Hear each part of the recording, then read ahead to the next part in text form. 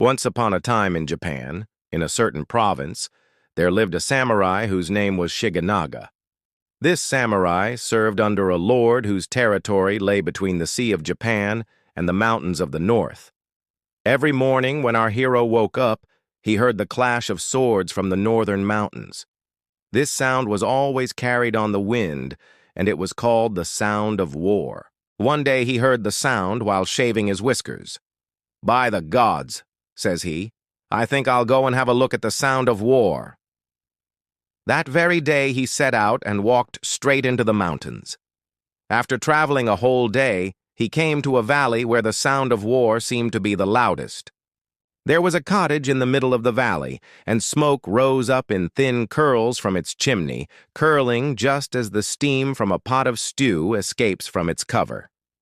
Shigenaga knocks at the door. A moment after, it opened, and out stepped a dwarf, a very nasty-looking dwarf. "What do you want?" he snarled. "Pray tell me," said Shigenaga, "whose house is this?" "Whose house do you think it is? Whose house do you think it is? Mine, of course. Come in, come in." With that, the dwarf ushered in the samurai and led him into a room furnished with chairs and tables and shelves, but everything was extraordinarily small. "Have a seat," said the dwarf. "Make yourself at home. But," he added, "don't touch anything. We dwarfs live in terror of outsiders finding their way here and taking our treasures away. We have to guard them with our lives.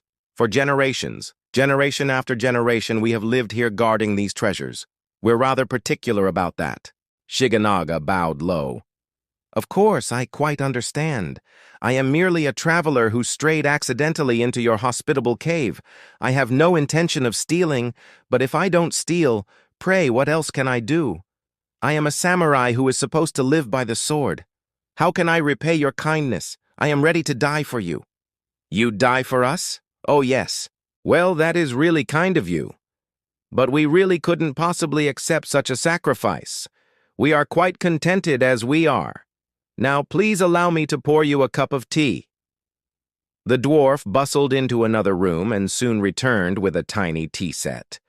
It was all complete, right down to the tiny teapot, cups, and saucers. There was even a tiny cushion for Shigenaga to kneel on.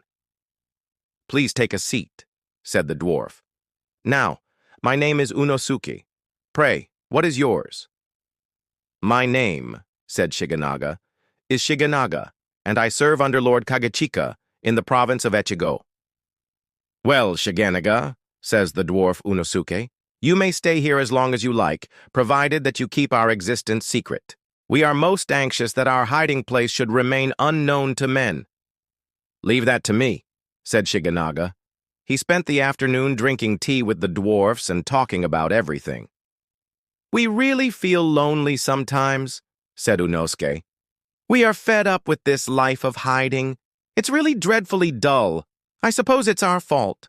We ought to have thrown away our treasure long ago and gone out into the wide world and lived just like ordinary people, but I guess it's too late now." "You know what?" said Shigenaga. "I'll build you a town outside, and you can live just like ordinary people." "Oh, thank you," said the grateful dwarf. "We should love to do that, but we really can't leave these treasures behind. We might be robbed. You know how it is. We can't trust anyone."